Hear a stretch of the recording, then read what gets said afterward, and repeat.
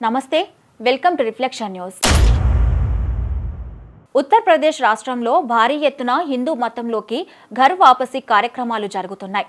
కొన్ని కారణాల వలన ఇతర మతాలు స్వీకరించిన కుటుంబాలు తిరిగి హిందూయిజంలోకి వస్తున్నాయి. ఉత్తరప్రదేశ్లోని హాపూర్ జిల్లాలో మహిళలు పిల్లలతో సహా 150 మంది హిందూ మతాన్ని స్వీకరించారు. 45 కుటుంబాలు ఉత్సవగంగా ఆచారం ద్వారా హిందూ మతాన్ని స్వీకరించాయి.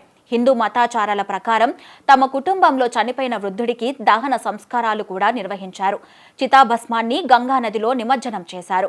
తమ పూర్వీకులు మొఘల్ అణిచివేతల సమయంలో ఇస్లాంలోకి మారిన హిందువులని తిరిగి తమ పూర్వీకుల వారసత్వాన్ని పాటించబోతున్నట్లు హిందూ మతాన్ని స్వీకరించిన కుటుంబ సభ్యులు తెలిపారు.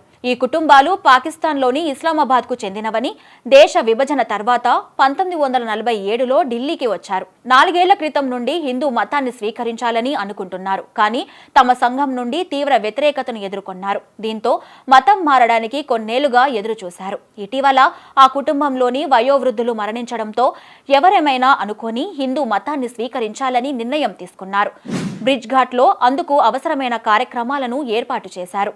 మతం మారిన తర్వాత తమ పేర్లను మార్చుకున్నారు. గతంలో సల్మాన్ ఖాన్ అనే పేరు ఉన్న వ్యక్తి సన్సార్ సింగ్ అని మార్చుకున్నారు.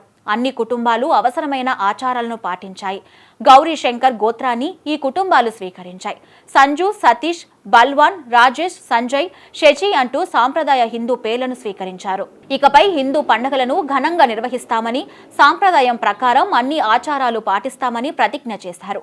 హిందూ మతాన్ని స్వీకరించడం ఒక కళగా భావిస్తున్నామని, తమ మూలాల్లోకి తిరిగి వచ్చినట్లు భావిస్తున్నానని సన్సార్ సింగ్ తెలిపారు. బ్రిడ్ఘాట్లోని స్థానిక పూజారి వద్ద తమ వంశ వృక్షాన్ని నమోదు చేసుకోవాలని ఈ కుటుంబాలు నిర్ణయించుకున్నాయి. సనాతన ధర్మంతో తమ అనుబంధాన్ని ప్రాణాలు పోయేదాకా కొనసాగిస్తామని ఘర్ వాపసు చేసిన వ్యక్తులు తెలిపారు.